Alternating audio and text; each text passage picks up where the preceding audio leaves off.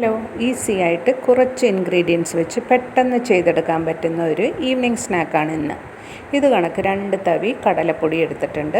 അതിലേക്ക് 1/4 ടീസ്പൂൺ കായപ്പൊടിയും കൂടെ ചേർത്ത് ആവശ്യത്തിന് ഉപ്പ്, 1/4 ടീസ്പൂൺ മുളക് പൊടി, എരിവ് വേണമെങ്കിൽ കൂട്ടേ കുറയ്ക്കേ ചെയ്യാം, 1/4 ടീസ്പൂൺ അയമോദകവും കൂടി ചേർത്ത് നല്ലൊരു ബാറ്റർ റെഡിയാക്കി വെക്കണം. ഇനി വേണ്ടത് 2 കോഴിമുട്ടയാണ്. കോഴിമുട്ട നമ്മൾ ഷെല്ല് മാറ്റിയിട്ട് നൈഫ് കൊണ്ട് കട്ട് ചെയ്യുന്നതിലും ഈസി ആയിട്ട് നമുക്ക് നൂല് കൊണ്ട് കട്ട് ചെയ്തെടുക്കാൻ പറ്റും. നൂലാണ് യൂസ് ചെയ്യുന്നതെങ്കിൽ ഈ നൈഫിൻ്റെ അരിയിൽ പിടിക്കുന്നമാരെ അങ്ങനെയൊന്നും കിട്ടുകയുമില്ല, ഈസി ആയിട്ട് കട്ട് ചെയ്തെടുക്കാൻ പറ്റുകയും ചെയ്യും. ഇനി ഒരു പാൻ വെച്ച് അതിലേക്ക് കുറച്ച് സൺഫ്ലവർ ഓയിൽ ഒഴിച്ച് കട്ട് ചെയ്ത് വെച്ചിരിക്കുന്ന മുട്ട ബാറ്ററിലിട്ട് ഒന്ന് കോട്ട് ചെയ്ത് ഇതിലേക്കിട്ട് തിരിച്ചു മറിച്ചിട്ട് ഫ്രൈ ചെയ്തെടുക്കാം. ഇപ്പോൾ ഇത് സിംഗിൾ കോട്ടിങ്ങിൽ വേണമെങ്കിലും ചെയ്യാം.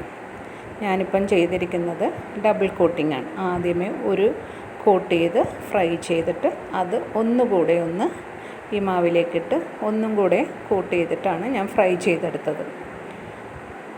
അങ്ങനെ ഇത് തിരിച്ചും മറിച്ചുവിട്ട് ഫ്രൈ ചെയ്തെടുത്തു. ഈസിയാണ്, കുട്ടികൾക്ക് ഇഷ്ടമാകുകയും ചെയ്യും.